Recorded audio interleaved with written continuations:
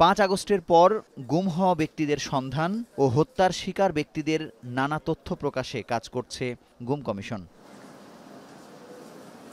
বুধবার প্রধান উপদেষ্টার কাছে দ্বিতীয় অন্তর্বর্তী প্রতিবেদন জমা দিয়েছে গুম কমিশন।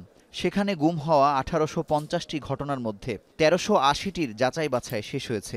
আর তাতে দেখা গেছে গুম হওয়া ব্যক্তিদের হত্যায় সবচেয়ে বেশি অভিযোগ উঠেছে র্যাবের ইন্টেলিজেন্স উইংয়ের বিরুদ্ধে। তদন্ত প্রতিবেদন হাতে নেয়ার পর প্রধান উপদেষ্টা এই সব ঘটনাকে ভয়াবহ হিসেবে উল্লেখ করেন। সমাজের ভদ্রলোকেরা, আত্মীয় পরিজনেরা এমন ঘটনা ঘটিয়েছে বলেও মন্তব্য করেন তিনি। আয়নাঘরগুলো বের হয়ে আসছে। একই সঙ্গে পৈশাচিক কায়দায় হত্যার বর্ণনাও দিয়েছেন প্রেস সচিব। ফরেন সার্ভিস একাডেমিতে এক সংবাদ সম্মেলনে এসব কথা বলেন তিনি। নিয়ে যে তাকে মেরে তার আবার পেট কেটে সেখানে সিমেন্ট ভরে তাকে ফেলে দেওয়া হচ্ছে, কাউকে নদীতে ফেলে দেওয়া হচ্ছে, গুলি করে মারা হচ্ছে, ইনজেকশন দিয়ে মারা হচ্ছে, ট্রেনে বস্তার মধ্যে ভরে ট্রেন লাইনে ফেলে দেওয়া হচ্ছে, ট্রেন লাইন কেটে ট্রেন চলে যাওয়ার সময় তার পুরো লাশটা ছিন্ন বিচ্ছিন্ন হয়ে যাচ্ছে। অনেক সময় গাড়ির সামনে, চলন্ত গাড়ির সামনে ফেলে দেওয়া হচ্ছে।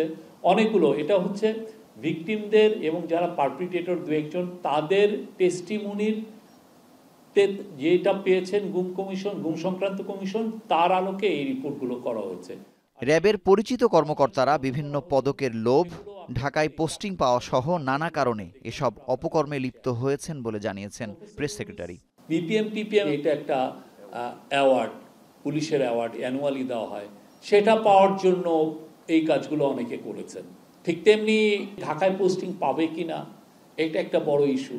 তো ওনারা এই কারণে প্রলুব্ধ হয়েছেন এই কাজগুলো করতে।